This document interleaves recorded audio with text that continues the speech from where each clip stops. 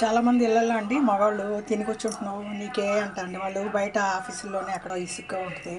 ఆ విసుగు మనం ఏమన్నా అడిగినా ఏమన్నా సమాధానం చెప్తే నీకేం తెలుస్తుంది బయట తిని కూర్చుంటున్నావు ఇంట్లో అంటారండి. ఈ ఎండాకాలం ఒక గంట పొయ్యి దగ్గర ఉండమనండి, వాళ్ళకి తెలుస్తుంది మనం తిని కూర్చొని ఏం చేస్తున్నాము. ఇదిగోండి గోరుచిక్కుడుకాయ కొబ్బరి సిగిరేసాను, చిక్కుడుకాయలు కొంచెం ఉంటే ఇవి కూడా తాలింపు వేసాను.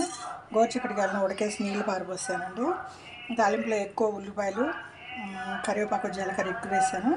ఆ ఉడకేసిన గోరుచిక్కుడుకాయలు వేసి అవి దాంట్లో ఉన్న నీరు ఎగిరే వరకు లో ఫ్లేమ్లో పెట్టానండి. తర్వాత కొంచెం ఉప్పు వేసాను, ఒక ఒక కొబ్బరి చిప్పండి తురివేసి దీంట్లో వేసాను, ఒక స్పూన్ కారం వేసాను. ఇదే అండి.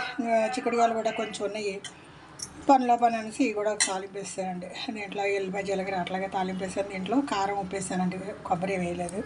ఇదిగోండి పప్పు ఆకరణ వేస్తున్నానండి పొయ్యి మీద. పాలకీర పప్పు, 2-3 టమాటాలు వేసాను, ఇప్పుడు పప్పు వేసాను, పాలకీర. ఇదిగోండి చింతపండు గిన్నెలో పెట్టాలండి, పప్పులో వేస్తే ఉడకదు.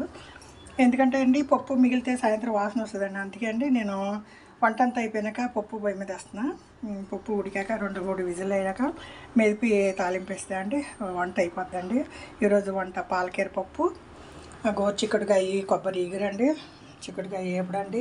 ఎవరన్నా మా మగాళ్ళు ఇంట్లో తిని కూర్చున్నామంటే సరే అండి ఒక పూట వంట మీరు చేయండి అనండి, నోరు మూసుకుంటారు. ఎంత కష్టంగా ఉందండి ఈ ఎండ. 110, 105, నిన్న 105 అంటండి, ఇవాళ ఎంతో తెలియలేదు. వేలూరులో 110 డిగ్రీలు అంటండి. పొయ్యి కాడ ఉండలేకపోతున్నాం. ఎటొకట గ్రైండర్ వేసానండి, గ్రైండర్ వేసాను, ఇల్లు ఉడిసి మాపేసుకుని సామాన్ దొంకుని ఇలాంటి వంట టిఫిన్లు అయిపోయినాయి.